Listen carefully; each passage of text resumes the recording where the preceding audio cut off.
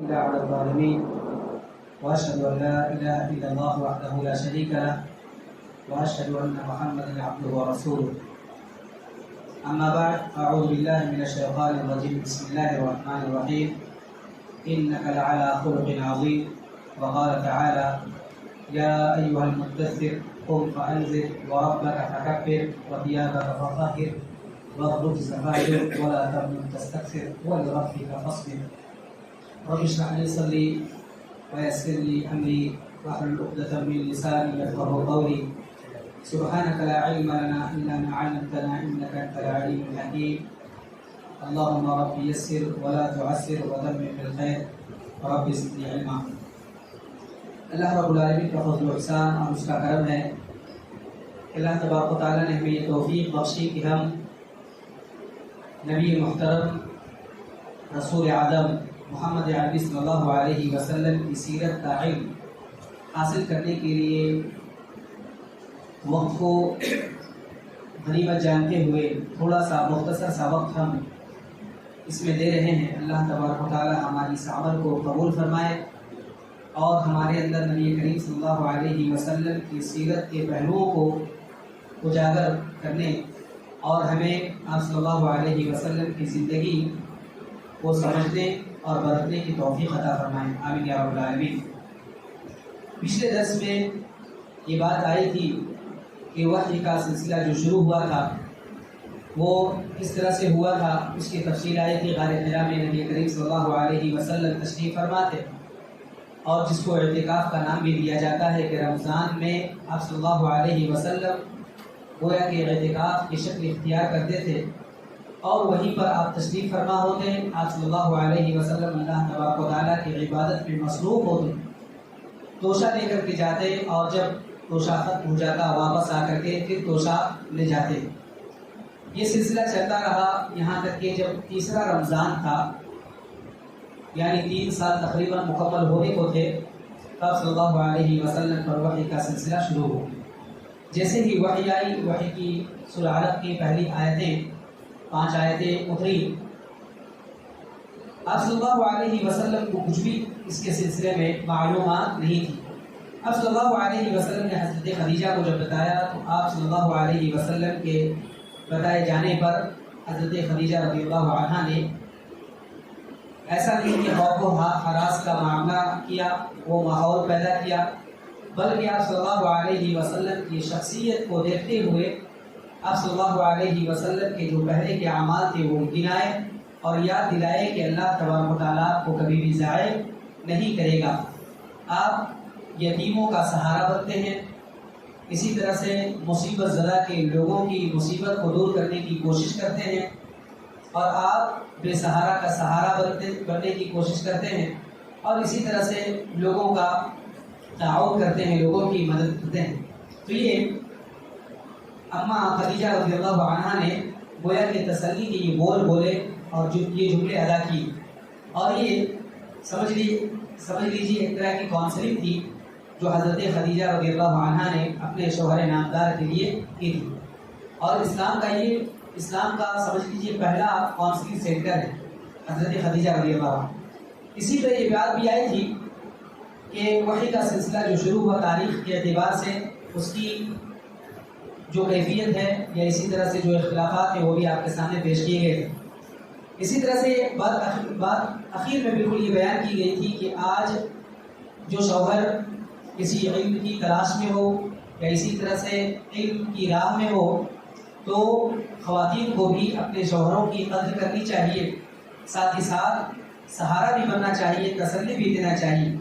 یا اسی طرح سے اگر کسی بھی میدان میں شوہر کو کوئی بھی پریشانی لاحق ہو، کبھی مصیبت نازل ہو جائے تو ایسا نہیں کہ اور شوہر کے ذہن کو خراب کرنے کا ماحول بنائے، بلکہ ہر طرح سے جو بھی ممکن ذریعہ ہو سکتا ہے ممکن ذریعے سے تشویش کو دور کیا جانا چاہیے، ٹینشن سے بالکل فری کرنا چاہیے. یہ ہونا چاہیے. یہ ہمیں سیرت النبی کے اس پہلو سے ہمیں معلوم ہوگا. خدیجہ رضی اللہ عنہا نے ایسا نہیں صرف آپ نے کاؤنسلنگ کر کے چھوڑ دی اور کہا کہ نہیں آپ تو صلہ رحمی کرتے ہیں، آپ کے اندر تو یہ خوبیاں ہیں، یہ بیان کرنا ہے جیسا کہ پچھلے درس میں بھی بیان کیا گیا. جو بھی پازیٹیو تھنگس ہو سکتی ہیں وہ بیان کرنا ہے، اور اسی طرح سے نیگیٹو اور منفی اثرات کو بالکل دور رکھنا ہے، ان کا ذکر بھی نہیں کرنا ہے ایسے وقت میں۔ اب حضرت خدیجہ رضی اللہ عنہا نے صرف یہ نہیں کیا بلکہ اس کے ساتھ ساتھ یہ تو کیا ہی، لیکن آپ کو جہاں یہ گمان تھا، جہاں یہ اندازہ تھا کہ میری کاؤنسلنگ کے بعد بھی آپ کو اگر ضرورت پڑے تو کیا کیا جانا چاہیے، اور کیسے آپ صلی اللہ علیہ وسلم ٹینشن فری ہو سکتے ہیں، اور آپ صلی اللہ علیہ وسلم کے ذہن کے اندر جو اس طرح کے خیالات ہیں، جیسا کہ میں تو اب بھول جاؤں گا، میں تو مر جاؤں گا، یا پتہ نہیں میرا کیا حال ہوگا، اس طرح کی کیفیات سے جو آپ صلی اللہ علیہ وسلم جوجھ رہے تھے، حضرت خدیجہ رضی اللہ عنہا نے یہ کیا کہ اس کے لیے آپ اپنے چچیرے بھائی ورقہ بن نوفل کے پاس لے گئے۔ ورقہ بن نوفل بن اسد بن عبد العزیٰ یہ نام ہے پورا، یہ خدیجہ رضی اللہ عنہا کے چچیرے بھائی ہوتے ہیں۔ آپ صلی اللہ علیہ وسلم کے گویا کہ یہ ایک طرح سے سالے ہیں۔ تو ورقہ دور جاہلیت میں یہ عیسائی ہو گئے تھے، اور اسی طرح سے عبرانی لکھنا جانتے تھے، لکھنا پڑھنا جانتے تھے، چنانچہ عبرانی زبان میں وہ انجیل بھی لکھتے تھے۔ اور جس وقت نبی کریم صلی اللہ علیہ وسلم کے ساتھ یہ معاملہ ہوا، یعنی وحی کا سلسلہ شروع ہوا، تو کمزور ہو گئے تھے اس وقت، اور نابینا بھی ہو گئے تھے، بینائی جاتی رہی، تقریباً نابینا ہو چکے تھے۔ تو ان سے حضرت خدیجہ رضی اللہ عنہا نے اجازت طلب کی، اور اس کے بعد تفصیل آئے گی بعد میں، اور بھی حضرت خدیجہ رضی اللہ عنہا نے آ کر کہا کہ بھائی جان آپ اپنے بھتیجے کی بات تھوڑا سن لیجئے۔ پہلے آپ گئی اور ان سے کہا کہ آپ تھوڑی بات سن لیجئے کہ وہ کیا کہہ رہے ہیں، اور ان کی کیفیت بالکل متغیر ہو چکی ہے، چینج ہو چکی ہے، بدل گئے ہیں وہ۔ ورقہ نے کہا کہ کیا بات ہے، اور ایک روایت کے مطابق ڈائریکٹ حضرت خدیجہ رضی اللہ عنہا انہیں لے گئی ساتھ۔ بہرحال دو مرتبہ یہ واقعہ پیش آیا۔ ایک مرتبہ حضرت خدیجہ رضی اللہ عنہا نے خود جا کر کے کہا کہ آپ کے بھتیجے کے ساتھ ایسا اور ایسا معاملہ ہو گیا ہے میرے شوہر کے ساتھ۔ تو ہو سکتا ہے ورقہ بن نوفل نے کہا ہوگا کہ ٹھیک ہے ایسی ایسی بات آپ ان سے کہہ دیجیے۔ اور پھر بعد میں ورقہ بن نوفل کے پاس خود حضرت خدیجہ رضی اللہ عنہا نبی کریم صلی اللہ علیہ وسلم کو لے کر گئی۔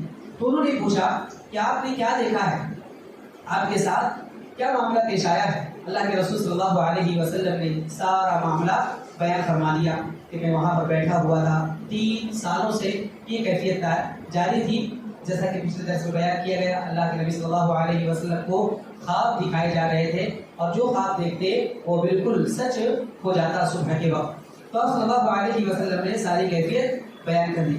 تو انہوں نے کہا، ساری کیفیت دیکھنے کے بعد، سننے کے بعد کہا یہ تو وہی ناموس ہے، یہ تو وہی فرشتہ ہے جسے اللہ تعالیٰ نے موسیٰ علیہ السلام پر نازل کیا تھا۔ پھر اس کے بعد ورقہ بن نوفل کہتے ہیں کہ کاش میں اس وقت مضبوط رہا ہوتا، یا مضبوط ہوتا، یا اسی طرح سے اس وقت میں زندہ ہوتا جب آپ کی قوم آپ کو اپنی جگہ سے، اپنے وطن سے نکال دے۔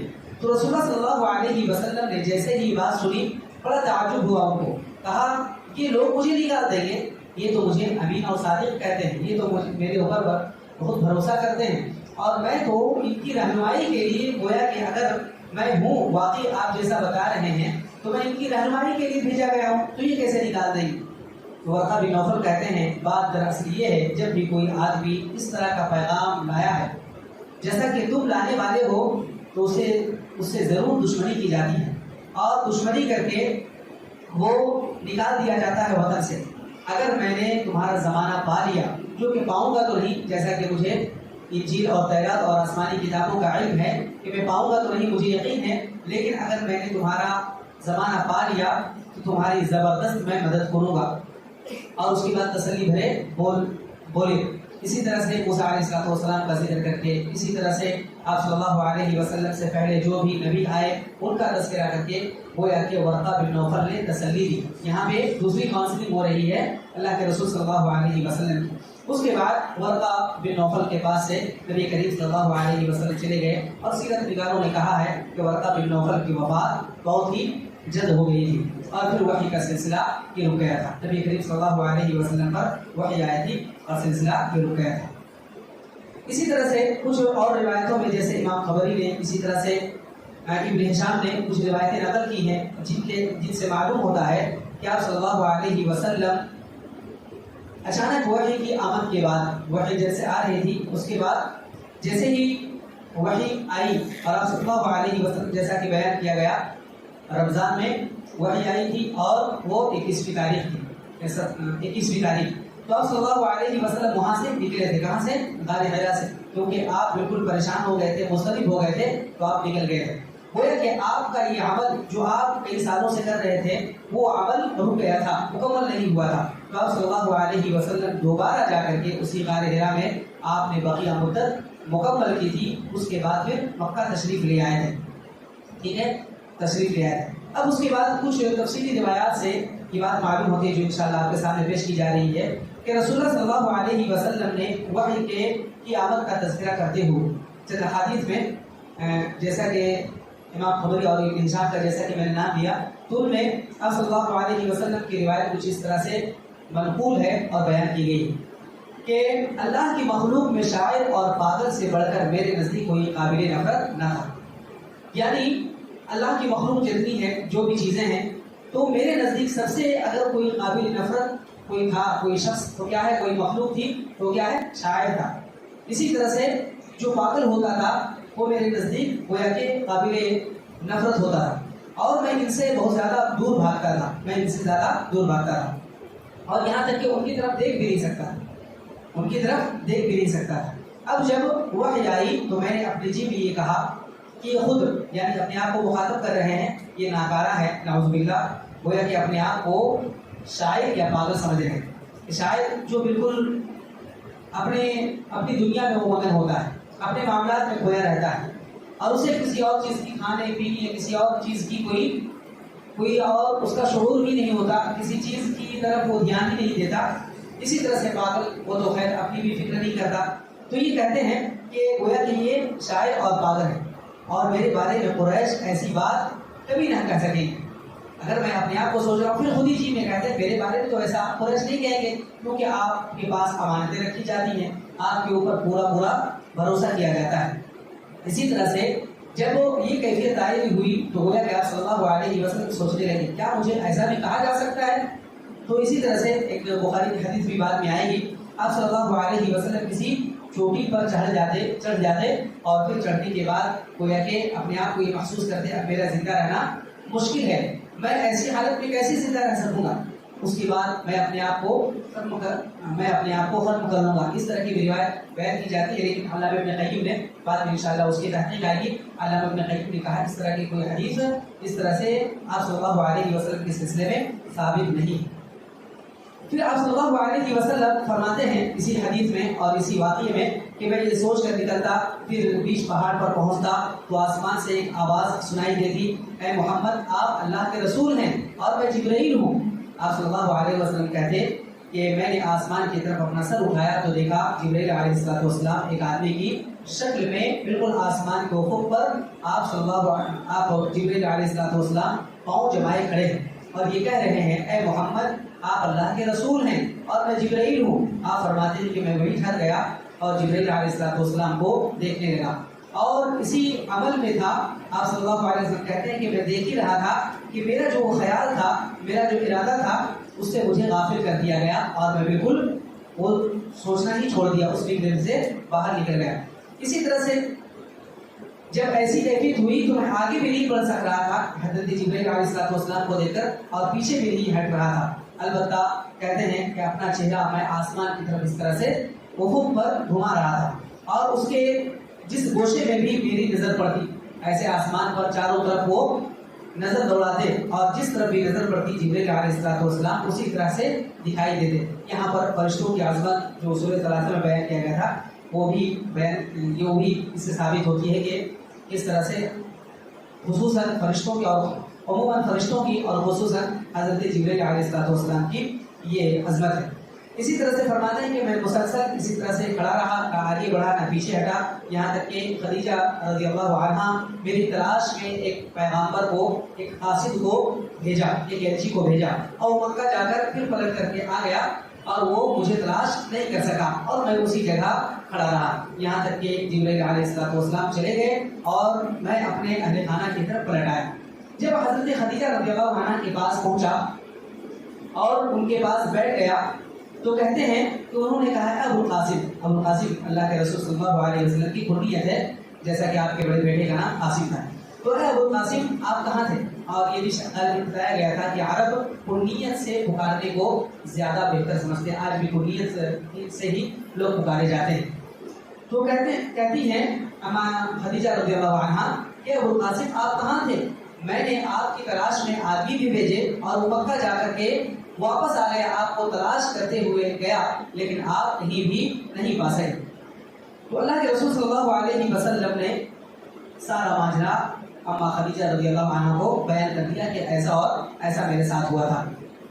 پھر وہ کہتی ہیں کہ اے چچا کے بیٹے، آپ خوش ہو جائیے، آپ خوش ہو جائیے، آپ کے لیے خوشخبری ہے، آپ ثابت قدم رہیے، اس ذات کی قسم جس کے قبضے میں، جس کے ہاتھ میں میری جان ہے، میں امید کرتی ہوں کہ آپ صلی اللہ علیہ وسلم آپ ہی اس امت کے نبی ہوں گے، کیونکہ ورقہ بن نوفل نے یہ ساری باتیں بتلائی تھی اور وہ صفات بھی بتلائی تھی جو انہوں نے آسمانی کتابوں میں پڑھ رکھی تھی۔ اس کے بعد یہ بھی بیان کیا جاتا ہے کہ یہ واقعہ جو اللہ کے رسول صلی اللہ علیہ وسلم نے یہاں پر دیکھا تھا، اس کے بعد ورقہ بن نوفل کے پاس لے گئی تھی اما خدیجہ رضی اللہ عنہا، اور یہ انہوں نے کیسے کہا تھا کہ آپ نبی ہیں یا اس امت کے نبی ہونے والے ہیں؟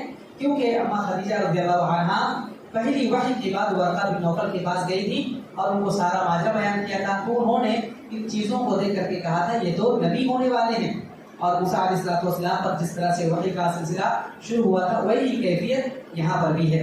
چنانچہ ورقہ بن نوفل کے پاس جا کر کے انہوں نے سارا ماجرا سنایا۔ اس وقت انہوں نے کہا اس ذات کی قسم جس کے ہاتھ میں ورقہ کی جان ہے، ان کے پاس وہی ناموں سے اکبر آیا ہے۔ اس روایت کا کچھ تبدیلی کے ساتھ ہے، وہی ناموں سے اکبر آیا ہے، یعنی وہی فرشتہ جو موسیٰ علیہ السلام کے پاس آیا کرتا تھا۔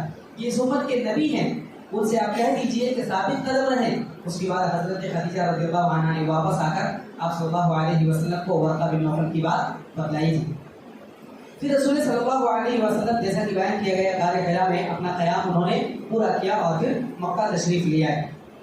اس کے بعد وحی کا سلسلہ یہ ختم ہو جاتا ہے، جیسا کہ وحی کا سلسلہ بتایا گیا کہ آپ صلی اللہ علیہ وسلم پر وحی آئی اور اس کے بعد پھر آپ صلی اللہ علیہ وسلم نے وہ مدت پوری کی تھی۔ یہ وحی کا سلسلہ جو ختم ہوا تھا، اس کے سلسلے میں بھی کچھ تفصیلات آتی ہیں۔ مثال کے طور پر یہ تفصیل بیان کرنے کے بعد انشاءاللہ یہ بات آج ختم ہو جاتی ہے۔ وحی کا سلسلہ جو بند ہوا تھا یہ کتنے دنوں تک بند ہوا تھا، اس کے سلسلے میں بڑا اختلاف پایا جاتا ہے۔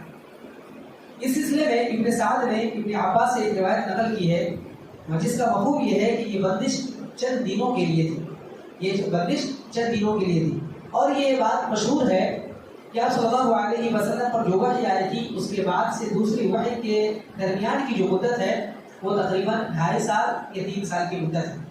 لیکن صاحب کتاب مؤلف رحمہ اللہ شیخ صفی الرحمن مبارک پور رحمہ اللہ علامہ ابن قیم رحمہ اللہ کی بات کو نقل کرتے ہوئے کہتے ہیں کہ یہاں جو راجح بات مجھے سمجھ میں آتی ہے وہ چند دن ہے، اور چند دن سے مراد تقریباً 10 سے 12 دن، وہ 10 دن، اور اس کو بھی ثابت بھی کرتے ہیں کہ آپ صلی اللہ علیہ وسلم تیسرے سال تقریباً 20-22 رمضان کو، 21 رمضان کو جیسا کہ ثابت ہوا 21 رمضان کو آپ پر وحی آنا شروع ہوئی، ٹھیک ہے، وحی کا سلسلہ شروع ہوا تھا، سب سے پہلی وحی آئی۔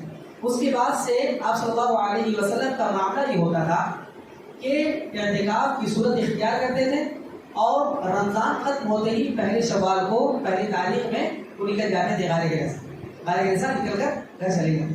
تو پہلی وحی 21ویں تاریخ کو آئی۔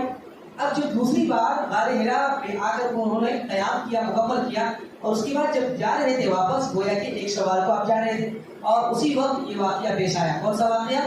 حضرت جبرائیل علیہ السلام کو انہوں نے دیکھا۔ تو گویا کہ یہ 10 دن بنتے ہیں، اور جو لوگ کہتے ہیں کہ نہیں یہ وحی کا سلسلہ تقریباً 2.5 سال یا 3 سال ہے تو یہ بات غلط ہے کہتے ہیں۔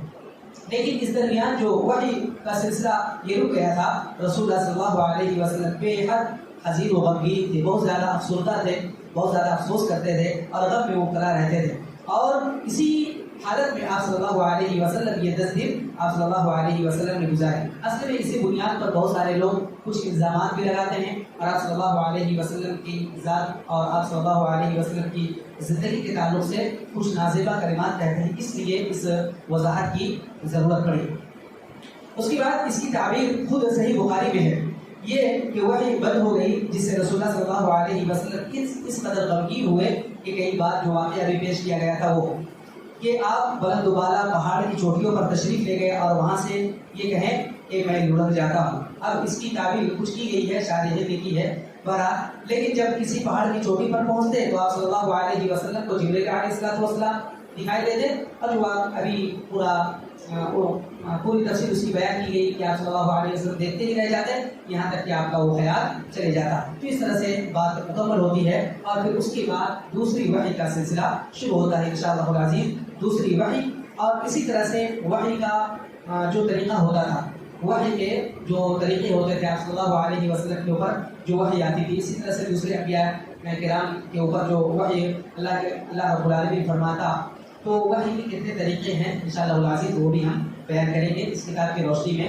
کل تقریباً 7 طریقے اور 7 کیفیت یہ ذکر کی گئی ہے، علامہ ابن قیم رحمہ اللہ نے اپنی کتاب میں ذکر کی ہے زاد المعاد میں انشاءاللہ العزیز۔ اسی کی روشنی میں ہم اپنے درس میں ہم دیکھیں گے وحی کے طریقے اور کیفیات کو۔ اللہ تبارک و تعالیٰ سے دعا ہے رب کریم ہم تمام لوگوں کو جو اللہ کے نبی صلی اللہ علیہ وسلم نے پیغام لایا ہے اس پیغام پر کل یقین رکھنے کی توفیق عطا فرما، اور آپ صلی اللہ علیہ وسلم کی سیرت کے ہر پہلو پر ہمیں غور و خوض کرتے ہوئے آپ صلی اللہ علیہ وسلم کی سیرت کو اپنانے کی توفیق دے، آمین یا رب العالمین۔ سبحانک اللہم و بحمدک، اشہد ان لا الہ الا انت، استغفرک و اتوب الیک، وصلی اللہ علیہ وسلم۔ السلام علیکم و رحمۃ اللہ وبرکاتہ۔